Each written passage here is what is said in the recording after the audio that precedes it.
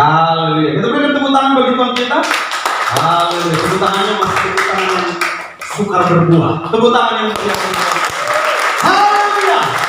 Kita bangkitkan dengan percaya kita bahwa Dia yang melatih kita untuk berbuah, ya, sekalipun di masa sukar, ya, sekalipun di masa sukar. Dan minggu lalu kita belajar 3 poin, hari ini 1 poin dengan sub poin 3 juga, ya, sub poinnya, poin penjelasannya. Nah, yang pertama, saudaraku, berbuah di masa sukar itu artinya kita mampu berbuah kapan saja dan di mana saja. Ingat, Tuhan tidak pernah salah menempatkan saudara di tengah-tengah situasi apapun yang mungkin saudara tidak inginkan, saudara tidak kehendaki, ya, seperti pohon ara di tengah kebun anggur, ya. Saudara mungkin merasa seperti pohon ara di tengah kebun anggur dan rasanya itu menjadi alasan saudara untuk tidak berbuah. Tapi ingat, berbuah di masa sukar kapan saja, di mana saja. Dan yang kedua, saudara, berbuah di masa sukar itu berarti artinya kita siap berubah, ya, siap diubahkan, berubah untuk berbuah, ya, siap dicangkul, siap dibersihkan, ya, bahkan siap diberi pupuk, saudaraku, ya. Mau bentuk cangkulan itu menyakitkan saudara, mari berubah, saudaraku, ya. Di tengah-tengah pandemi ini, mari siapkan hatimu berubah, dituntun Tuhan, sehingga saudara mampu berbuah sekalipun di masa sukar. Dan yang ketiga, ya, berbuah di masa sukar itu artinya, saudaraku, kita berbuah apa adanya, ya, bukan ada apanya, saudaraku, ya. Artinya apa? Berbuah yang seperti yang Tuhan kehendaki, ya, bukan buah yang orang lain kehendaki atau yang saudara kehendaki, saudaraku, ya. Sesuka-sukanya kita memakan pohon durian, ya, memakan buah durian, ya. Terima kasih. Memakan buah durian, ya.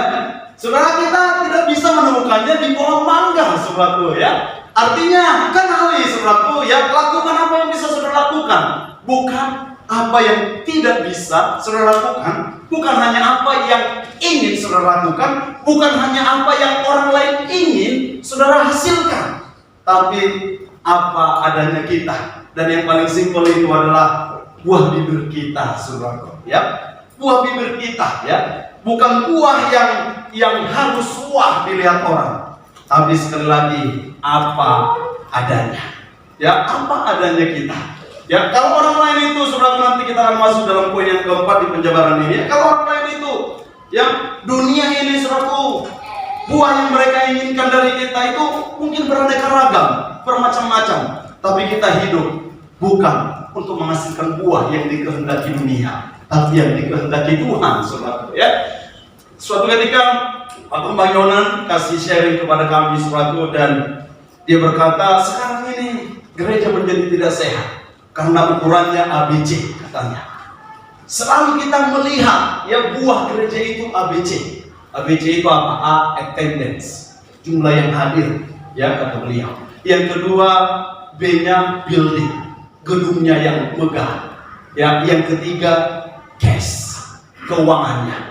Padahal, ya, beliau berkata buah yang sesungguhnya bukan itu, ya, bukan seberapa banyak yang hadir, ya, jumlah jemaat, bukan seberapa bagus, walaupun nggak besar, ya, buildingnya, gedung gerejanya, dan bukan seberapa baik cash flow-nya, kata beliau. Padahal walaupun mereka memiliki ABC ini, ya, gereja yang dikembalakannya memiliki ABC ini, saudara, tapi dia berkata bukan buah ini yang harus kita berikan, yang dituntut Tuhan, ya, dalam pelayanan, ya, bukan attendance, bukan building, bukan cash flow, ya, bukan keuangannya, ya. Karena itu mari berbuah apa adanya kita, sekalipun kita tidak memiliki ABC, ya, ya, attendance atau appearance atau penampilan, ya, mungkin penampilan kita, tampilan kita bukan seperti yang diinginkan dunia. Bagi dunia kita kurang menarik, tapi bagi Tuhan kita tetap menarik. Amin. Amin. Ya, kalau kita menghasilkan buah sesuai dengan rencana Tuhan, apa adanya kita, ya, bukan apa yang menarik bagi dunia, ya, bukan experience yang harus wah, ya, bukan experience yang harus kulit putih mulus, ya, apalagi hidung mancung ke dalam, keluar, saudaraku, ya, bukan experience, ya, saudaraku, tapi apa adanya, saudara. Tuhan ciptakan kita untuk berbuah. Saya ingat suatu ketika ada seorang yang datang ke tempat kita, ke gereja kita, saudaraku. Dan ketika dia akan datang lagi, saya telepon, kenapa? Di gereja Bapak orang-orang yang punya mobilnya semua, katanya, saudaraku. Saya minder. Kalau yang di sana saya lihat yang punya mobil semua, katanya. Dia nggak tahu ya, yang punya mobil itu belum tentu, saudaraku, ya. Karena punya kelimpahan. Jangan-jangan rajin ke gereja banyak mobil karena harus bayar kredit dan rajin berdoa, saudara. Sehingga rajin datang ke gereja ya. Begitu sudah lunas kreditnya, udah malas ke gereja, saudara. Ya. Dia nggak tahu gara-gara harus bayar kredit dan rajin ke gereja. Kalau perlu Senin, Selasa, Rabu, Kamis, Jumat, ya. Dia berdoa terus kalau mendekati tanggal pelunasan. Kalau udah lega sedikit, kelas kali seminggu, saudara. Saudara, ya bukan ABC ya, saudara.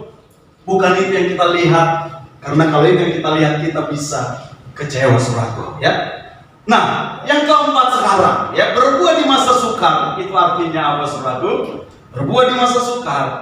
Yang keempat itu artinya, Bapak Ibu Saudara, adalah buah yang fokus pada nilainya, bukan pada harganya, ya.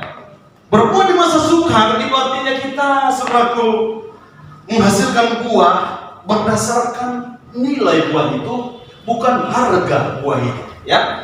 Kita fokus kita bukan kepada harga, tapi kepada nilai, ya. Nilai dan harga sering sekali tidak bisa kita bedakan, ya. Nilai dan harga sering sekali kita buat adalah hal yang sama, padahal itu hal yang sangat berbeda sekali, ya. Nilai dan harga, saudara. Ya, kalau saudaraku ingat apa itu nilai-nilai kita, yaitu ya ingat aja lah, ya, cahaya atau sinar atau terang, ya, LIGHT, light, yaitu apa? Low, ya, kemarin ada di sini satu tapi jatuh, ya, tinggal dua yang turun, yang tinggal di sana, ya. Yang satu saya lihat udah turun di bawah, ya. Love atau kasih atau cinta, I-nya adalah integrity, ya, dan G-nya adalah generosity, ya, atau kemurahan hati, ya, dan H-nya adalah humility, T-nya adalah truth, ya. Cinta, integritas, kemurahan hati, kerendahan hati, dan kebenaran. Suatu ini yang harus menjadi pedoman penilaian, ya, bagi pelayanan kita. Kadang-kadang kami pun terperangkap, saudaraku, ya, bahkan ya dalam rapat-rapat kadang kami terperangkap waktu kami rapat. Nanti hari Selasa kami akan rapat lagi seluruh gembala Rock International Ministry, ya, International Ministry dari semua negara, saudaraku, ya. Kadang kami lebih terperangkap kepada waktu laporan, saudaraku, kepada besarnya jemaah, kepada apa namanya lagi, saudaraku, ya, building, bangunan gereja, ya, gereja ini membangun, gereja kami ini dan lain sebagainya, dan kadang terperangkap kepada cash flow keuangan gereja. Tetapi oleh anugerah Tuhan, karena kita punya nilai-nilai ini, maka kita bisa tahu kemana kita harus kembali, ya, kemana kita harus fokus. Karena kita punya nilai-nilai ini, kita langsung tahu kita harus fokus kepada cinta, kepada kasih. Kita harus fokus kepada integritas kita, bukan apa yang terlihat, appearance, ya. Kita harus fokus kepada apa lagi? Kerendahan hati kita, generosity kita, ya, kemurahan hati kita. Kita harus fokus kepada kemurahan hati kita, dan kita harus fokus kepada kebenaran, bukan hanya kepada kenyataan. Saudaraku, kadang-kadang bahkan saya ingatkan teman-teman waktu diskusi, ya, kadang-kadang kita bangga punya cabang, misalnya membuka cabang, saudaraku, misalnya satu gereja di sebuah negara yang hebat, ya. Kita punya di Jerman baru buka di salah satu kota, dan di Amerika baru buka di Houston, ya, di negara bagian Houston. Namun ya saya pribadi mengajak diri saya untuk melihat kembali, ya, buah yang sesungguhnya itu, ya, samanya jiwa yang di Houston, di Jerman atau di mana sana dengan yang di Spion. Amin. Betul enggak? Ya, kemuliaan Tuhan itu dimuliakan bukan ketika jiwa yang di Amerika bertobat, tapi jiwa yang di Spion pun bertobat. Tuhan dimuliakan dan kemuliaannya sama, ya. Kemuliaan Tuhan itu sama, ya, ketika jiwa yang disiantar bertobat dengan jiwa yang dia ngerikan. Oleh karena itu, saudaraku, fokusnya kepada nilainya, bukan harganya. Saudara ngerti nggak ini ya? Jadi paling simpelnya ini, kenapa saya ya dibawa Tuhan untuk merenungkan ini? Karena harga jahe ini, saudaraku. Ya. Saudara, bagi seorang petani, sebenarnya petani itu disebut berhasil ketika tanamannya itu berbuah. Masalahnya sering sekali, ya, oleh karena kenyataan hidup ini, dunia ini mengukur petani tidak berhasil, sekalipun tanamannya itu berbuah bagus, tapi kalau harga anjlok, maka petani disebut gagal. Itu adalah sebuah kenyataan dalam hidup ini. Tapi yang berbicara kepada nilai yang sesungguhnya, kebenaran yang sesungguhnya, sebenarnya ya ketika tanaman ini sudah berbuah dan buahnya itu bagus, sebenarnya di situ sudah terletak keberhasilan dari petani ini. Walaupun sekali lagi harga anjlok, saudaraku. Ya, makanya saya ceritakan kepada saudara waktu saya, saudaraku, ya, bertanam jahe ini, menanam jahe ini. Saya bawa portable speaker yang bagus. Saya memuji Tuhan sambil mencangkul, memuji Tuhan. Dan karena suara speakernya bagus, ya, ladang-ladang di tetangga pun itu sering mencuri perhatian. Enak kali ya, akhirnya banyak yang beli portable speaker, saudara. Ya, walaupun lagu mereka itu aku masih cantik, gitu ya. Kalau saya lagunya yang saya putar terus penyembahan, dan saya doakan ya jahe-jahe ini berbuah bagus dalam nama Yesus. Dan ketika waktu panen tiba, memang berbuah bagus, tapi harganya hancur, ya, bukan turun lagi, hancur, saudara. Sampai sekarang nggak dipanen-panen jahenya. Dan ini udah 2 bulan dari yang lalu, ya, ada orang berkata, udah saya panen aja jahenya. Berapa harganya? Sampai terakhir dia berkata 3.800, ambil. Ketika dia mau ngambil, saudara, nggak dapat bekerja dia. Dan akhirnya gagal, saudara, ya. Dia bilang nggak jadi lagi. Ada lagi, saudara, 3 minggu lalu, Mas, saya ambil, saya aja yang panen jahenya. Oh, silakan. Berapa harganya? Dia bilang 3.000 lah ya. Ya udahlah, tambahinlah 100, saya bilang. Oke, 3.100. Saudara, berkali-kali dia janji hari Sabtu saya panen. Saya lihat enggak hari dipanen. Saya telepon, kenapa enggak dipanen? Oh, nanti lah ya Pak, ya hari Senin. Hari Senin enggak dipanen, sampai sekarang enggak ada kabar, saudara. Ya, dan terus enggak dipanen-panen, saudara, ya. Tetapi waktu merenungkan ini, saya kembali, saudara, fokus kepada nilainya, bukan harganya. Akhirnya saya belajar mengapresiasi jahe ini.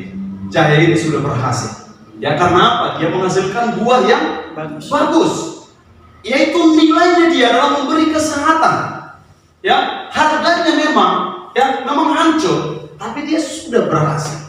Saudara, kalau kita memakai pola pikir dunia, waktu kita melihat kepada hidup kita, ya memang nggak salah kenapa kita cenderung fokus kepada harga. Karena sistem dunia ini memang selalu fokus kepada harga.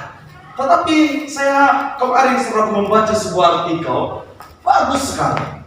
Bagaimana artikel tentang ekonomi, ya? Bagaimana dia berkata tentang keadaan ekonomi ini sebenarnya, ya, dia kasih tiga poin tentang harga, ya, nilai, dan yang berikutnya dia buat ini, ya, sebentar saya lihat, biaya, ya. Jadi dia buat harga, biaya, dan nilai. Dan sering sekali lebih fokus kepada harga dan melupakan biaya, dan terutama bahkan melupakan nilai, ya. Dia buat seperti itu analisisnya, saudara. Nah, sekali lagi makanya kita nggak heran bisa menjadi kecewa, saudaraku, kepada kehidupan ini kalau kita melihat buah itu fokus kepada harganya, bukan nilainya, saudara. Nah, memang dunia akan terus seperti itu, dan mungkin pekerjaan kita, usaha kita, pertanian kita, ya, perkebunan kita, kalau kita yang bertani dan berkebun, ya, memang nggak bisa kita pungkiri, nggak bisa kita sangkal tentang bagaimana harga ini yang paling utama. Tetapi di dalam Tuhan, saudara, kita tidak bisa mengutamakan harga dibanding nilai, karena bagi Tuhan yang terutama adalah nilai, bukan harganya. Nah, oleh karena itu kita belajar bersama-sama, berbuah di masa sukar, artinya kita fokus pada nilainya, bukan pada harganya. Nah, artinya apa Bapak Ibu Saudara? Fokus kepada nilai, bukan kepada harga. Yang pertama, nilai itu saudaraku, ya, dari asalnya kita lihat. Nah, nilai itu adalah sesuatu yang dari dalam, harga itu, ya, sesuatu yang di luar, ya. Nilai itu dari dalam, inside out, dari dalam dia keluar. Tapi harga itu dari luar dan dia di luar saja, saudara. Nah, nilai itu adalah siapa kita. Di dalam kita diciptakan Tuhan. Nah, harga itu adalah dari luar, di level orang, ya, seberapa kita dan siapa kita. Saudara, dan sering kita lebih fokus kepada harga, kepada apa yang di level orang ini, ya. Seperti yang saya katakan, pelayanan yang berhasil ABC tadi, ABC, ya. Kehidupan saudara yang berhasil itu ABC tadi. Saudara, orang akan lebih melabel saudara berhasil, berbuah lebat berhasil dengan apa yang dilihat mereka. Tetapi Tuhan melihat saudara berhasil dengan nilai yang saudara hidupi, dengan rencana Tuhan yang Tuhan sudah rancangkan dalam hidup saudara. Makanya saya katakan minggu lalu dan minggu-minggu ini kami, ya, dengan beberapa hamba Tuhan saudaraku, sharing ayat ini yang saya katakan, pada hari terakhir kata Yesus, banyak orang yang berseru-seru kepadaku, Guru, bukankah aku mengusir setan demi namamu, menyembuhkan orang sakit demi namamu, yang melakukan banyak mujizat demi namamu? Tapi Yesus berkata, pada hari itu aku akan berkata kepada mereka, enyahlah engkau, aku tidak mengenal engkau. Ya, kalau dalam bahasa aslinya sebenarnya dikatakan, enyahlah engkau karena engkau tidak melakukan kehendakku, tidak melakukan sesuai dengan rencanaku, tidak menghidupi nilai yang aku buat untuk kehidupan. Saudara, orang tua yang berhasil itu apa sebenarnya, saudara? Ya, bagi kita orang tua, buah yang kita hasilkan, ya, bagi kita anak-anak kita adalah ketika kita menanamkan nilai-nilai kerajaan dalam hidup mereka. Ya, keberhasilan orang tua yang sesungguhnya adalah ketika menuntun anak-anaknya, ya, hidup mengenal nilai kebenaran dan menghidupi nilai itu, dibanding daripada saudaraku, ya, kita memiliki banyak harta di dunia ini. Saudara, oleh karena itu, ya, nilai itu dari dalam keluar, tapi harga itu saudaraku, itu dari luar ke dalam. Itu di-take orang, itu yang ditaruh orang dalam hidup saudara. Tapi saya berdoa kita lebih fokus kepada nilai, bukan kepada harga. Dan oleh karena itu Bapak Ibu Saudara, ya, yang kedua, yang pertama itu adalah asal, yang kedua adalah sifatnya. Sifat dari nilai ini, saudara, ya. Nilai itu, saudaraku, bersifat tetap bahkan kekal, tapi harga itu berubah-ubah.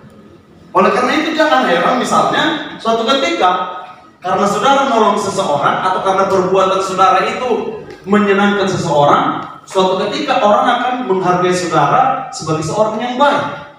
Tapi ketika saudara tidak menolong dia dalam tanda kutip atau tidak mau turut kepada apa yang dia mau, maka jangan heran kalau suatu ketika dia berkata bahwa saudara orang yang jahat, ya. Karena apa? Berubah-ubah saudara harga itu. Ya, label yang dibuat orang itu, harga yang dibuat orang itu kepada saudara akan berubah-ubah.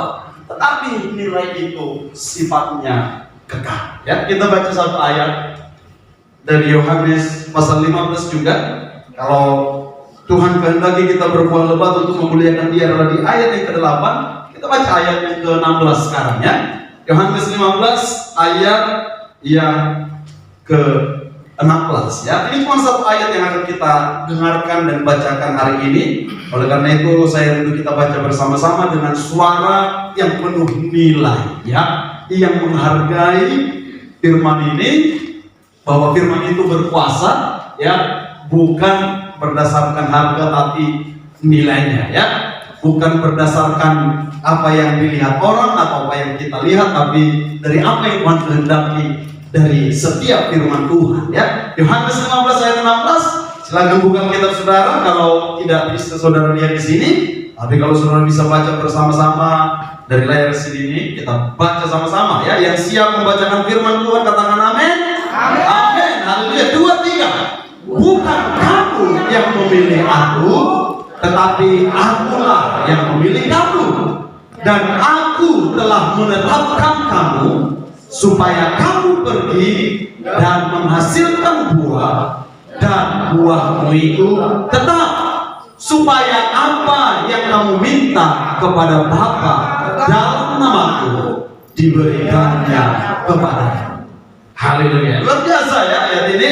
Ya, poin yang pertama tadi bahwa nilai itu ya asalnya adalah dari dalam. Tuhan katakan bukan kamu yang memilih aku, ya, tapi aku yang memilih engkau. Saudaraku, Tuhan sedang katakan bahwa Dia yang sudah menaruh sebuah nilai dan Dia yang memilih kita, bahkan menyuruh kita untuk pergi dan menghasilkan buah, dan buah itu tetap.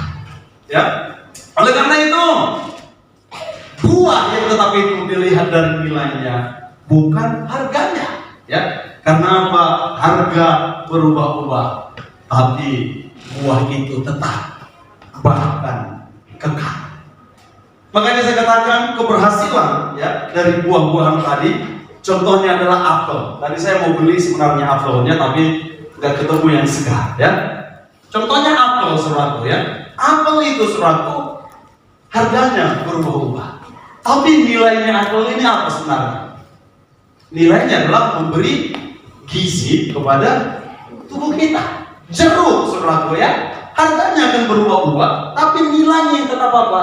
Dia sumber vitamin C, ya, vitamin C, ya. Dia sumber vitamin C. Jadi dia sifatnya tetap, ya.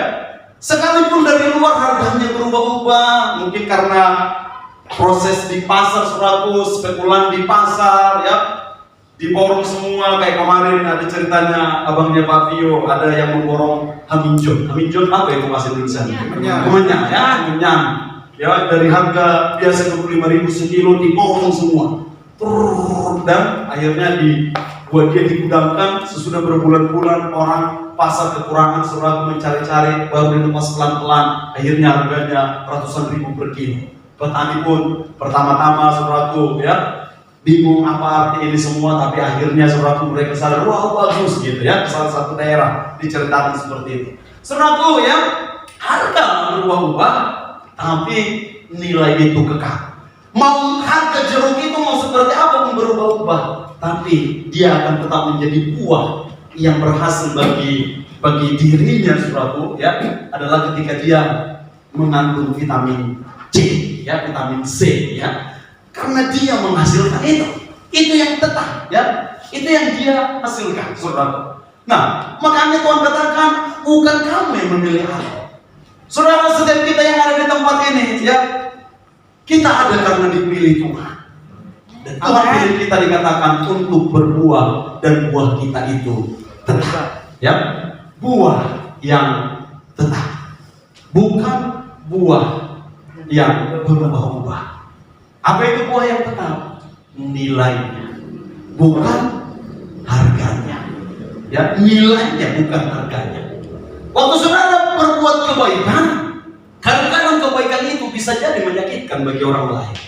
Ya, makanya kadang kejujuran itu sakit katanya. Ya, jujur itu kadang menyakitkan katanya. Waktu kita berbuat baik itu buah yang kita hasilkan adalah nilai. Tapi bagi orang lain itu bisa jadi menjadi harga yang tidak baik. Ya, karena mungkin dengan kebaikan kita, dengan kejujuran kita, saudaraku, ya, orang itu merasa kita tidak memihak dia, ya. Dan dia menjadi, saudaraku, mencap kita, ya, berkhianat kepada kita dan lain sebagainya. Tapi, saudaraku, buah yang tetap itu, ya, kita hidupi kebenaran itu. Kadang-kadang bukan kita tidak mendukung teman kita, tapi kadang-kadang kita harus tegur. Ya, di budaya yang sungkan, terutama di budaya timur, budaya Indonesia ini, kadang-kadang segala sesuatu itu jadi permissible, ya. Kadang-kadang sesuatu itu jadi kita, ya udahlah, nggak apa-apalah. Bahkan akhirnya ketika karena kita berteman, karena kita takut menyakiti hatinya, kita iyakan aja saudaraku yang dia sampaikan. Padahal mungkin bukan seperti itu. Kita iyakan. Padahal harusnya bukan gitu kawan. Memang kamu harus berubah misalnya gitu Oh bukan gitu kawan Memang kamu harus bayar utangmu misalnya kan. Kalau dia share ke siapa itu kayak gini apa aku dimarah-marahi aku lagi utangnya. Memang betul aku berutang, tapi caranya itu misalnya kan.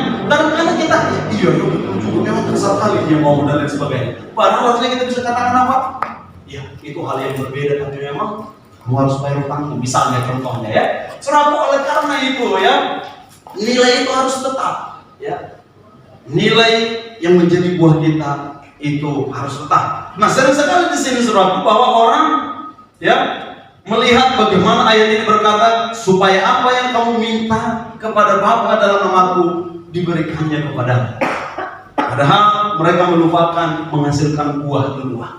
Karena orang yang menghasilkan buah yang tetap, yang memiliki buah yang tetap itu saudaraku, buah yang sesungguhnya, maka permintaannya kepada Bapa tidak akan aneh-aneh lagi saudaraku. Sehingga permintaan yang tidak aneh-aneh ini, itulah yang dikatakan Yesus, apa yang kamu minta kepada Bapa dalam namaku akan diberikannya kepadamu. Mari fokus kepada nilai dari buah yang kita hasilkan, bukan kepada harga. Karena apa? Sifatnya itu kekal. Saudaraku, kalau kita fokus kepada harga, itu berubah-ubah dan tidak kekal. Itulah yang saya katakan tadi, contohnya pelayanan ABC. Mau semegah apapun gedung gereja yang kita bangun, nggak bisa kita bawa itu ke surga. Kalau kita bawa itu capek kita. Capeknya bukan membongkarnya, karena di sana jauh lebih indah rumah yang disediakan Tuhan. Kalau kita fokus kepada rumah kita, saudaraku, kita lupa kepada nilainya yang kekal adalah home, perasaan rumah itu. Kalau kita fokus hanya kepada buildingnya, itu berubah-ubah harganya. Kadang orang lebih suka membangun house bukan home. House, kan kita tahu bedanya. House itu adalah rumah secara bangunannya, tapi home itu adalah suasana rumah itu. Jangan sampai kita fokus kepada house-nya, suatu ketika saudaraku kita malas pulang ke rumah yang megah itu. Karena apa? Tidak terbangun suasana home, nggak ada home di sana. Suatu ketika ada direktur yang hebat, saudaraku, malas pulang ke rumah, tidur di kantornya, mandi di kantornya, sampai para bawahannya, kenapa Bapak kok kerja kayak mati-matian, tidur di rumah, tidur di kantor, mandi di kantor, semua di kantor, pulang ke rumah itu kalau baju sudah kotor, saudaraku, taruh di rumah, habis itu ambil yang bersih, balik lagi ke kantor. Ternyata saudaraku, karena di rumah selalu terjadi perang dengan istrinya, anak-anaknya pun saudaraku akhirnya malas pulang ke rumah, lebih betah bermain di kafe, dan juga dengan teman-teman yang lain. Karena apa? Fokus kepada harga, bukan kepada nilai. Saudara, oleh karena itu bagi kita yang berumah tangga, sekalipun house kita itu, rumah bangunan kita itu masih kontrakan, tapi suasana rumah kita itu home kita itu haruslah yang tetap, bukan yang berubah-ubah. Kalau rumah kita itu bahkan mungkin bukan rumah sultan, sekarang ini lagi orang pamer-pamer rumah sultan saudara, tetapi suasananya adalah suasana sultan. Amin. Rumahnya bisa sepertinya rumah gubuk, rumah guru, tapi suasananya adalah suasana sultan. Di sana ada senyum, di sana ada pengampunan, di sana ada kasih sayang, di sana ada kesepakatan, di sana ada buah yang tetap, di sana ada buah yang dikehendaki Tuhan menjadi perwakilan kerajaan surga. Ada suasana surga di rumah itu, daripada istana rumah kita, tapi suasananya tidak seperti istana. Bapak Ibu Saudara, apapun yang saudara hasilkan sebagai buah, mari masuk kepada apa yang bernilai, bukan kepada harga, yaitu sifat, ya. Sifatnya itu, saudara. Ini yang kedua. Dan yang ketiga, yang terakhir, saudara, ya, mengatakan supaya kamu pergi dan menghasilkan buah dan buahmu itu tetap. Nah, yang ketiga adalah penentuan, ya, yang menentukan, ya, perbedaan harga dengan nilai, ya. Saudaraku, yang ketiga adalah perspektif. Saudaraku, harga itu adalah perspektif konsumsi, perspektif konsumen, tapi nilai itu adalah perspektif kegunaan, ya. Saudaraku, harga itu dilihat berdasarkan siapa yang mengkonsumsi, ya. Makanya saya katakan tadi contohnya, saudaraku, ya, sebuah gereja bagi orang-orang yang terbiasa dengan dunia entertainment, bagi orang-orang yang terbiasa dengan sesuatu yang megah, ya, mereka akan melihat gereja yang bagus itu kalau pemain musiknya mantap, gedungnya ber-AC, ya, terus saudaraku, kursinya empuk kayak kursi bioskop, ya, terus hasilnya dan segala sesuatunya semua rapi dan bagus semua. Karena konsumsi mereka itu adalah sesuatu yang baik semuanya, ya. Tapi kalau bagi opung-opung atau bagi orang parhuta-huta, yang penting bunyi gitar itu atau musik itu, udah ada hadirat Tuhan, itu udah cukup. Enggak peduli mereka, saudaraku, ya, mau melodinya gitarnya piano, drum dan lain sebagainya, enggak penting mereka. Karena apa? Bagi mereka, saudaraku, ya, perspektif mereka, konsumsi mereka itu, aku datang ke gereja di hari Minggu, aku memuji Tuhan, aku mengangkat tangan, aku dengar firman, aku berdoa dan berserah kepada Tuhan, itu udah cukup. Tapi bagi konsumen yang lain, ya, harga yang mereka lihat itu, ya, kalau bisa semegah mungkin dan lain sebagainya. Saudara, ya, itulah harga. Tapi makanya nilai itu adalah kegunaan, penggunaan. Makanya saya katakan tadi kegunaan, ya. Bagi orang-orang yang berkecukupan atau bahkan kita katakan orang kaya, kalau mau beli buah mereka, ya, misalnya dilihat jeruk, bahkan dilihat ini jeruk dari mana, ya, jeruk Mandarin kah atau jeruk Batak, ya, jeruk Batak Karo maksudnya, ya. Habis itu dilihat, saudaraku, ini pakai pupuk organik kah atau pupuk non organik, ya. Semua dilihat. Tapi bagi kita yang penting bisa makan buah, datang ke Perluasan, berapa 1 kilo? 5.500, oh 2 kilo, udah cukup, saudara. Enggak ditanya yang lain tanya. Makanya ada yang berkata susahnya bertamu ke rumah orang kaya. Begitu datang ditanya, selamat pagi Bapak, kata Bapak. Iya Bu, iya Bu, selamat pagi Mbak, ya. Mari masuk. Bapak mau minum apa? Teh atau kopi? Ya, baru kita jawab teh. Tehnya teh lokal atau teh yang impor? Yang lokal aja. Lokalnya dari Sukabumi atau dari Sidamanik? Ya, ditanya semua. Yang Sidamanik aja. Oke, yang Sidamanik ini yang grade berapa? Yang bujuk atau yang biasa saja? Yang biasa saja. Oke, tehnya mau pakai susu atau biasa saja? Pakai susu. Susunya susu yang dari luar atau susu yang dari dalam? Susu yang dari Indonesia saja. Oke, Indonesia dari peternakan di Sukabumi atau yang di Brastagi? Yang di Brastagi saja. Yang di Brastagi dari peternakan petani atau peternakan perusahaan? Udah ikuti aja, ikuti ya. Saudara, ya, itulah perspektif konsumen, konsumsi itu. Kalau kita melihat itu nggak akan puas-puas. Tapi kalau perspektif kegunaan, simpel, saudara. Dan itu yang dikehendaki Tuhan sekali lagi bagi saudara untuk berbuah. Kadang-kadang ketika kita gagal, kita berpikir dunia sudah berakhir. Padahal dunia tidak berakhir, dan dunia yang sesungguhnya adalah sedang kita hidupi dalam rencana Tuhan. Ya, saudara, kalau kita lihat, ya, konsumsi orang kepada kita, apa yang diinginkan orang kepada kita, macam-macam saudara.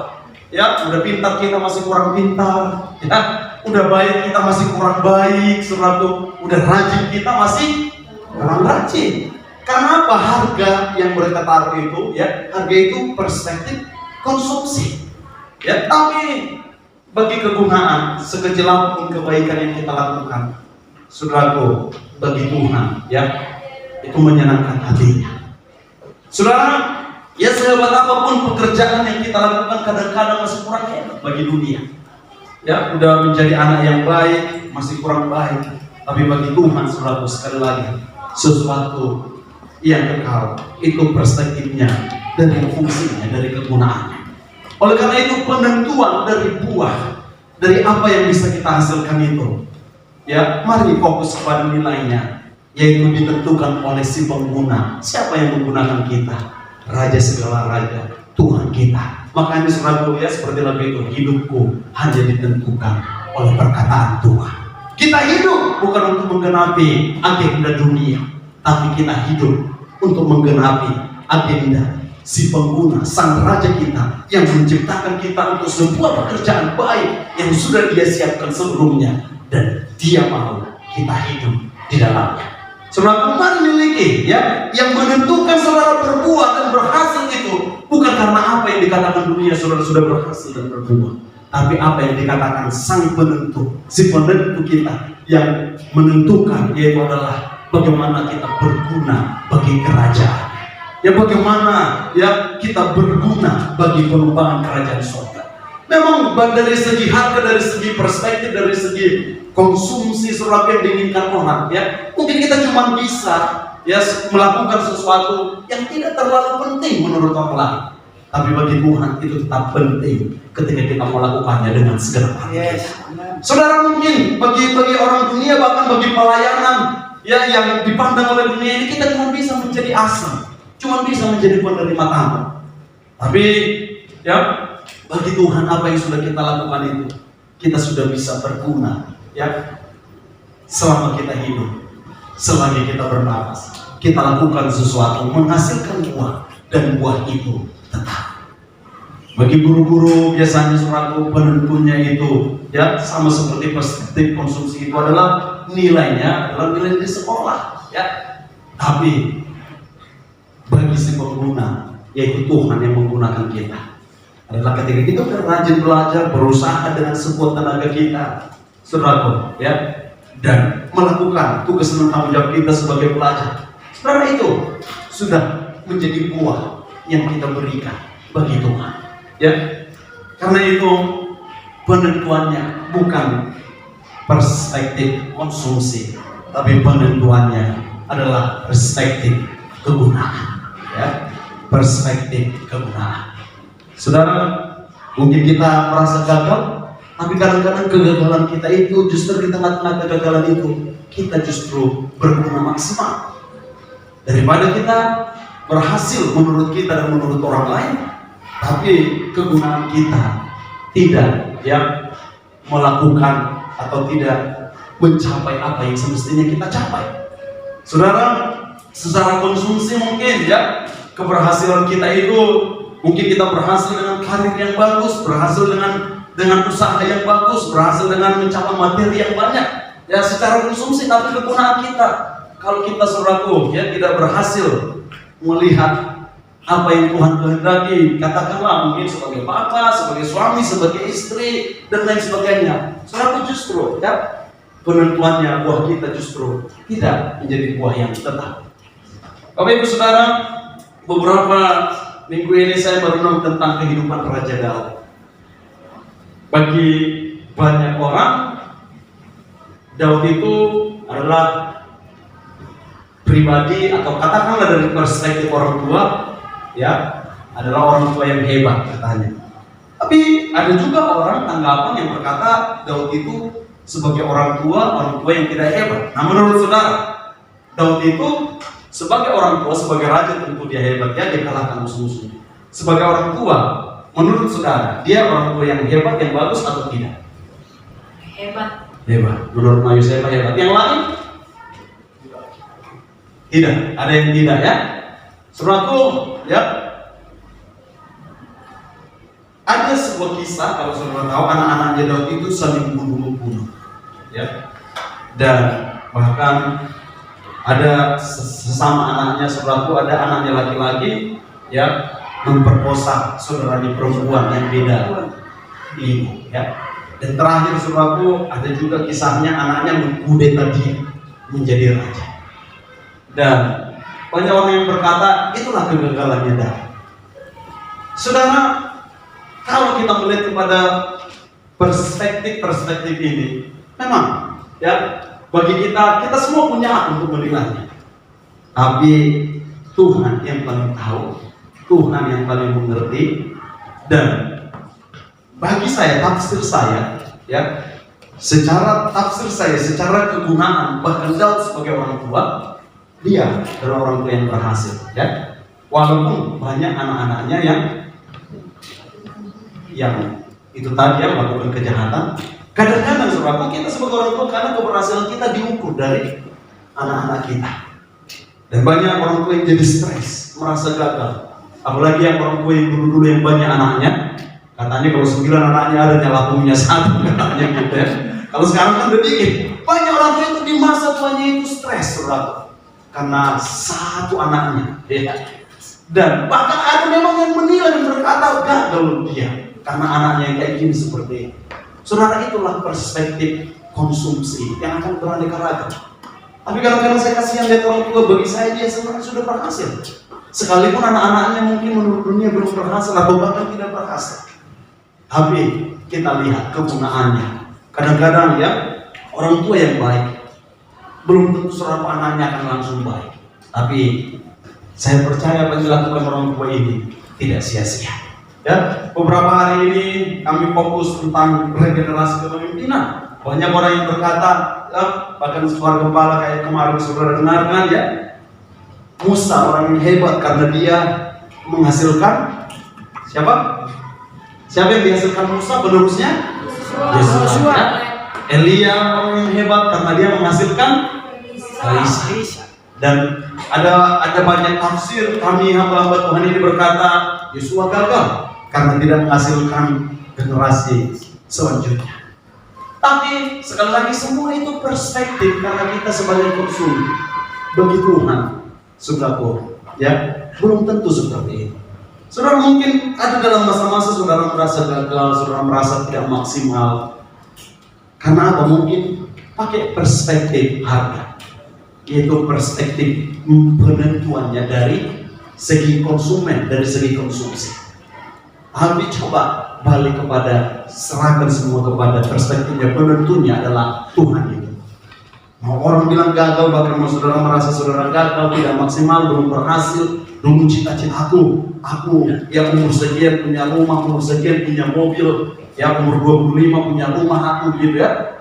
Ada salah satu, ya, anak yang saya bina luar biasa, baru lulus kuliah, hasil sendiri semua, udah bisa punya rumah, punya mobil. Saya datang ke rumahnya, wah luar biasa, saudara, ya. Dia jadi ketua youth dulu, ketua pemuda, dan emang masih 23 udah punya rumah, punya mobil, ya, hasil dari usahanya. Dia dan benar-benar usaha sendiri, bukan di masa-masa YouTuber apa semua, benar-benar dia kerja keras.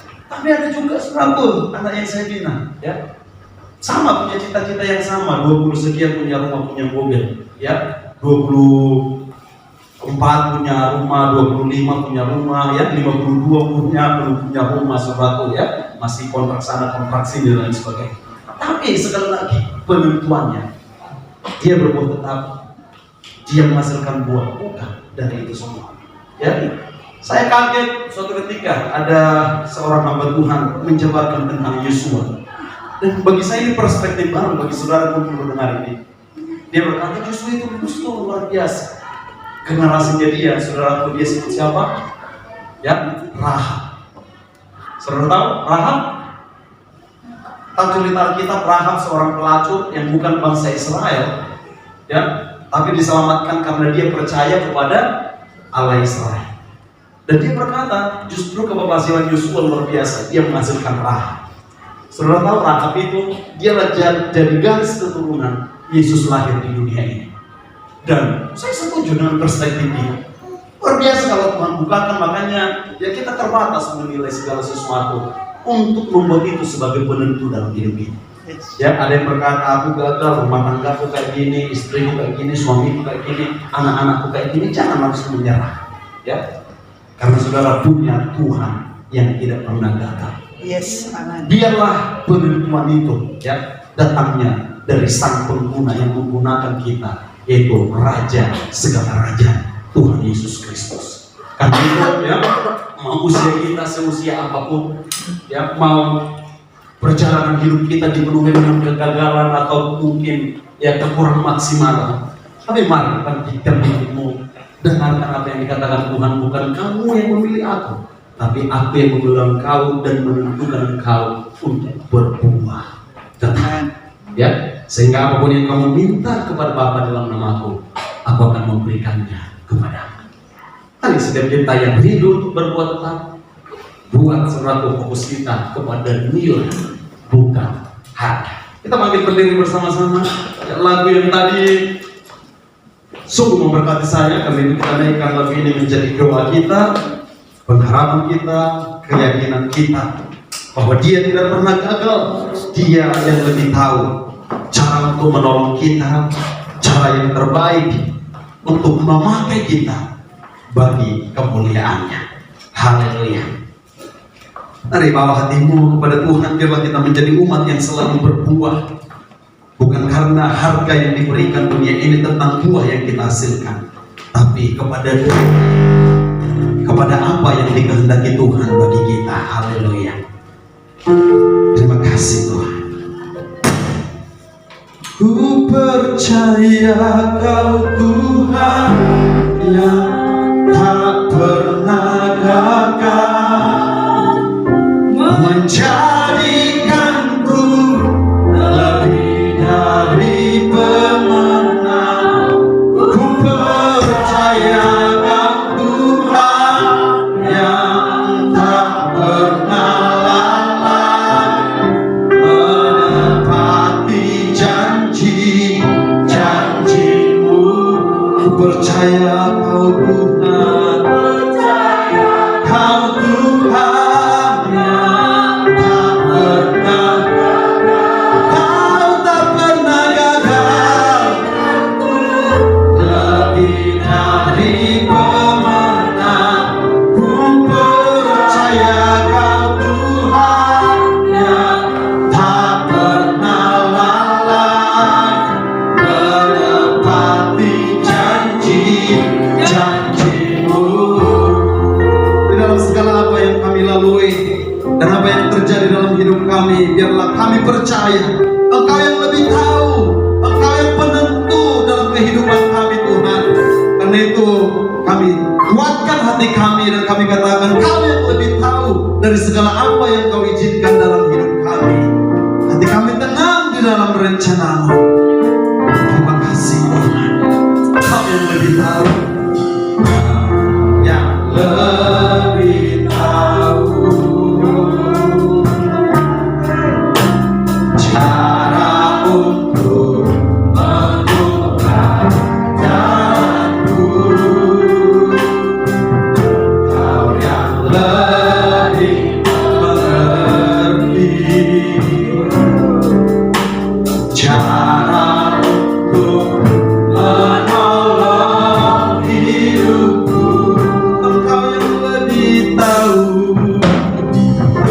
Kau yang lebih tahu. Ya Tuhan, kami datang berserah kepada-Mu, karena Kau yang lebih tahu cara untuk membuka jalan bagi kami. Engkau Yesus lebih mengerti cara untuk menolong hidupku.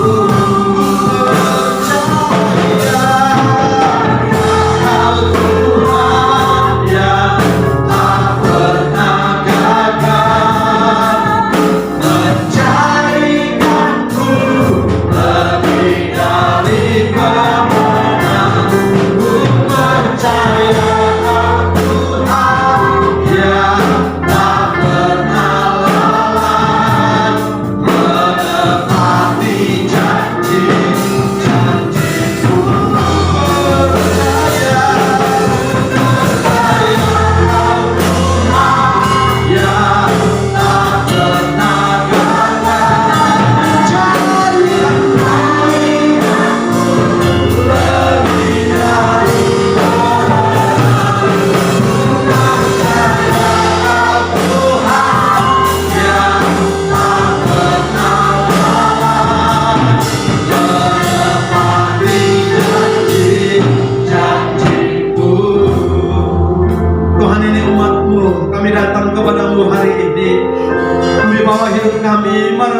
mengambil alih seluruh kehidupan kami. Bagi Engkau yang senantiasa berkuasa atas hidup kami. Engkau tahu apa yang kami lalui Tuhan. Engkau tahu apa yang kami hadapi sekarang. Engkau tahu musim-musim dan keadaan hidup kami. Bahkan Engkau tahu keadaan hati kami yang rapuh. Yang kadang kami mungkin kehilangan pengharapan. Yang kadang kami mungkin akhirnya menjadi pasrah, bukan berserah kepadamu. Kami menjadi skeptik kepada keadaan kami. Tapi hari ini Tuhan, biarlah kami kembali membangkitkan iman percaya kami bahwa Engkaulah yang memilih kami, Engkaulah yang menetapkan kami, Engkaulah yang membuat kami untuk berbuah, dan buah itu tetap. Karena itu hari ini biar kami fokus kepada buah yang Engkau kehendaki, yaitu nilai buah itu, bukan harga, bukan apa yang datang dari dunia ini, tapi apa yang datangnya daripadamu. From the inside out, dari apa yang sudah Engkau tetapkan di hidup kami dari semula, itu yang kami fokus, bukan kepada kemegahan pandangan dari dunia, bukan kepada harga yang terus berubah dan sering berubah, tapi kepada buah yang tetap, buah yang bisa kami berikan, yaitu hidup kami, karakter kami Tuhan, yang boleh memiliki karakter Kristus.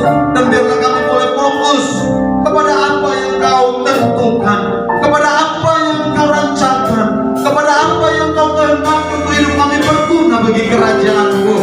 Mungkin suara kami bukan seindah penyanyi di dunia ini, mungkin apa yang bisa kami lakukan bukan sehebat apa yang bisa dilakukan oleh orang-orang di luar Tuhan, tapi biarlah kami boleh berbuah tetap, melakukan apa yang bisa kami lakukan dengan sungguh-sungguh, sekalipun belum dilihat orang, sekalipun bahkan tidak dipuji orang, tapi kami fokus bagaimana apa yang bisa kami lakukan berguna bagi kerajaan-Mu.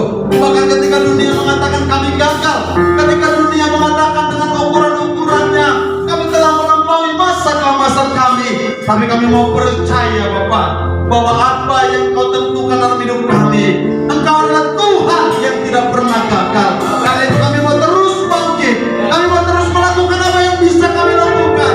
Kami akan terus berkarya bagi kerajaan-Mu dalam segala apa yang bisa kami lakukan. Kami tahu Tuhan, bahkan uang yang mungkin harganya 1 sen dari seorang janda itu menjadi pemberian yang jauh lebih berharga dari pemberian orang-orang kaya. Karena Kau tahu dan Kau lihat itu berguna bagi kerajaan-Mu ketika datang dari nilai ketulusan. Karena itu apapun yang bisa kami lakukan, kami terus lakukan bagi kerajaan-Mu. Dan apapun yang dikatakan orang yang menjadi penilai, yang menjadi apa yang mereka buat menjadi harga bagi kami, bukan itu yang menentukan. Penentunya adalah Kau Raja yang menggunakan hidup kami bagi kemuliaan-Mu Tuhan. Sehingga pada akhirnya nanti ketika Kau datang menjemput kami kembali, ketika kami kembali ke rumah Bapa, Engkau boleh berkata, "Sabaslah, Engkau hambaku yang setia, terimalah bagian yang ditentukan bagimu sejak dari dunia belum dijadikan." Tuhan, apapun yang kami alami hari-hari ini, jangan kami memiliki hati yang terus berserah, percaya, dan tulus terus melakukan sesuatu bagi kerajaan-Mu. Karena Engkau tidak pernah gagal, Engkau tidak pernah gagal menepati janji-janji-Mu. Itu yang kami percaya. Di dalam nama Yesus